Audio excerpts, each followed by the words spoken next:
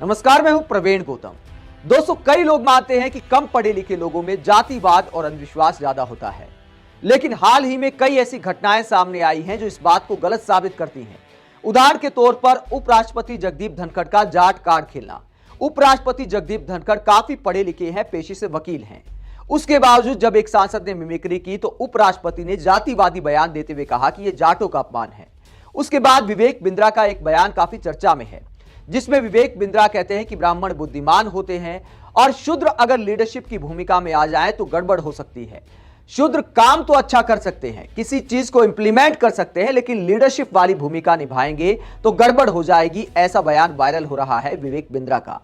उसके बाद अब पूर्व डीजीपी गुप्तेश्वर पांडे का भी एक ऐसा बयान सामने आया है जो दिखाता है कि पढ़े लिखे और उच्च पदों पर रहे लोगों में भी जातिवाद की भावना कितनी गहरी है और ये लोग कितना अंधविश्वास फैलाते हैं।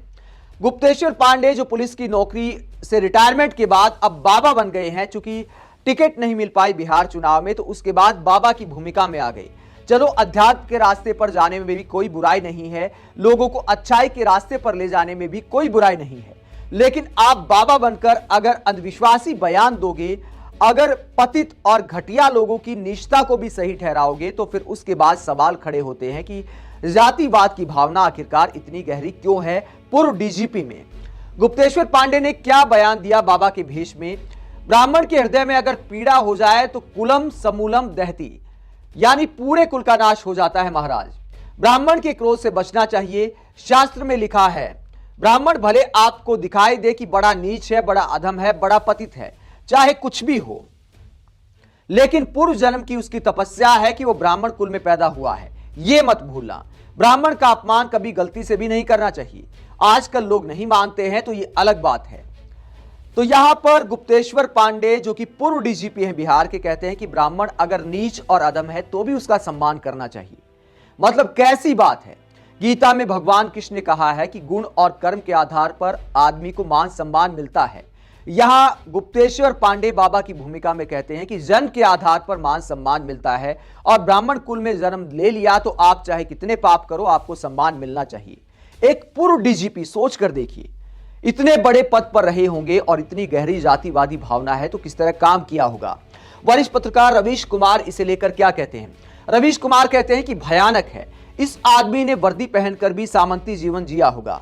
प्रवचन कथा के नाम पर सड़ी गली सोच का प्रचार हो रहा है। इन्हें पता है कि संत की आड़ में और धर्म के नाम पर कोई बोलेगा नहीं तो कुछ भी बोलते जाओ। पूर्व अफसरों को रिटायरमेंट के बाद किताब लिखने से पहले सरकार की इजाजत लेनी पड़ती है, मगर बकवास और संविधान विरोधी बातें फैलाने के लिए धर्म का चोला काफी है। नफरत फैलाओ, जातिवाद करो, बाबा बन जाओ। तो रवीश कुमार सवाल उठा रहे हैं कि किस सामंती सोच के साथ गुप्तेश्वर पांडे ने डीजीपी के तौर पर काम किया होगा।